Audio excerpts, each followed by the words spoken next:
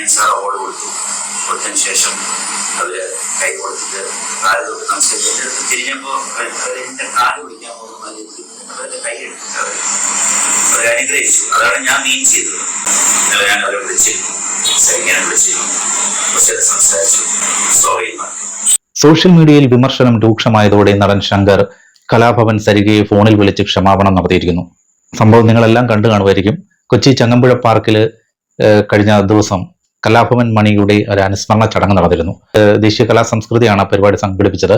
അതിന്റെ ഭാഗമായിട്ട് ഈ കലാഭവൻ സരികയ്ക്ക് ഒരു അവാർഡ് നൽകുന്നുണ്ടായിരുന്നു. സംവിധായകൻ വിനയനാണ് പുരസ്കാരം കലാഭവൻ സരികയ്ക്ക് നൽകിയത്. പുരസ്കാരം ഏറ്റുവാങ്ങി വിനയന്റെ കാല് തൊട്ട് തൊഴുതു. വിനയന് ഹസ്തദാനവും ചെയ്തു സരിക.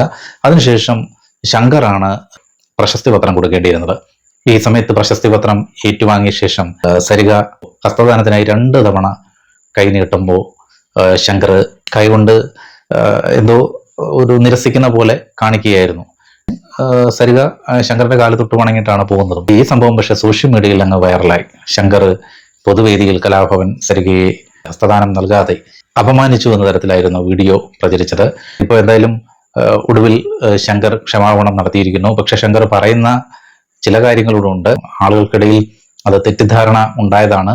ശങ്കർ അങ്ങനെ പൊതുവേദിയിൽ ഹസ്തദാനം നൽകാതിരുന്നതല്ല. കാല് തൊട്ട് വണങ്ങുന്ന സമയത്ത് അദ്ദേഹം കലാഭവൻ സരികയെ അനുഗ്രഹിച്ചു എന്ന തരത്തിലാണ് അദ്ദേഹം പറയുന്നത്. പക്ഷെ ആ വീഡിയോ കണ്ടാൽ എന്തോ അങ്ങനൊന്നും തോന്നില്ല. കാര്യം എന്ന് വെച്ചാൽ ഈ ഹസ്തദാനത്തിന് കഴിഞ്ഞ 2 തവണ നീട്ടിയതിനു ശേഷമാണ് കാല് തൊട്ട് വണങ്ങാൻ ശ്രമിക്കുന്നത്. ഈ ഹസ്തദാനം ചെയ്യാനായിട്ട് സരിക കൈ നീട്ടുമ്പോഴാണ് ശങ്കർ കൈകൊണ്ട് ഇങ്ങനെ എന്താ പറയുന്നത്, നിങ്ങളുടെ ഈ വീഡിയോ കാണുന്നത് പോലെ കാണിക്കുന്നത്. എന്തായാലും ഒരാൾക്ക് ഹസ്തദാനം കൊടുക്കുന്നതോ കൊടുക്കാതിരിക്കുന്നതോ ഒക്കെ വ്യക്തിപരമായ അവരുടെ ഇഷ്ടാനിഷ്ടങ്ങളാണ്. പക്ഷെ ഇനി എന്തായാലും അത് കൂടുതൽ വിവാദത്തിലേക്കൊന്നും പോകാതിരിക്കട്ടെ. ശങ്കർ ഇപ്പോൾ സരികയെ വിളിച്ച് ക്ഷമാപണം നടത്തിയിരിക്കുന്നു എന്നുള്ളതാണ്. അദ്ദേഹം തന്നെയാണ് ക്ഷമാപണം നടത്തി എന്നുള്ള കാര്യം സോഷ്യൽ മീഡിയയിൽ പങ്കുവച്ചിരിക്കുന്നത്.